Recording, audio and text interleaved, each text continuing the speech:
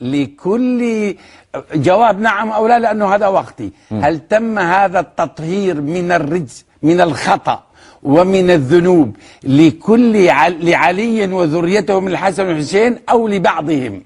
تفضل.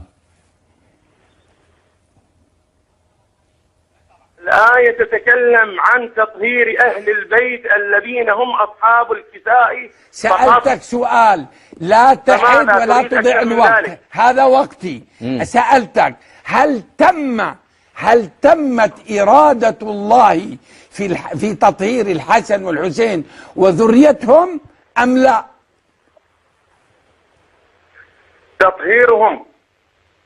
تطهيرهم تام وكامل. ما سألتك تام وطاهر، هل تم وانتهى؟ تم يعني خلص قضاه الله وتمت كلمة ربك. لم أسألك عن ذاك. طيب الآن الإرادة تكوينية طبعا. لحظة بس هذا وقتي ما بيحدث. طيب السؤال الثاني، هل الآن آل البيت من الحسن والحسين مطهرون من الخطأ والذنوب؟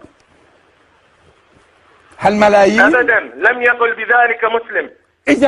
إذا كيف تقول أن الله عز وجل حصر ذلك في الحسن والحسين وعلي وذريتهما ثم تقول لم يتم؟ هذا تناقض، أجب عنه. لا تقولني يا أعد من جديد. أنا ذكرت لك حديث الكساء وذكرت قول أم المؤمنين. لم أسألك عن أم المؤمنين لا تتكلم في وقتي. أنا ما سألتك لا عن أم المسلمين ولا على أم المحسنين. إذا لا تقولني. لا أسألك بعيد. مسحنا. نبدأ من جديد. لمن تم التطهير؟ تفضل. تفضل يا شيخ عبد الحميد. هذه الآية تتكلم. لا سألتك سؤال. لا هذا من حقي ووقتي. هذا من حقي ووقتي. يا أيها المشاهدون لاحظوا وقتي كله أعطيته. سألتك لمن تم التطهير؟ تطهير تم، تقول تم على من؟ تفضل.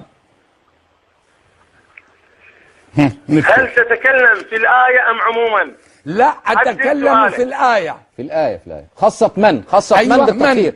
تم الأمر. يعني الآية خصت من بالتطهير. الآية نزلت في الخمسة أصحاب الكساء فقط. من هم؟ اعلم ذلك وخذه مني. من هم؟ يعني أمليهم علينا حتى أسجلهم خلفك يا سماحة الشيخ. وسلم. وعلي وفاطمة والحسن والحسين. جميل. من أين أتيتم؟ جميل. إذن لا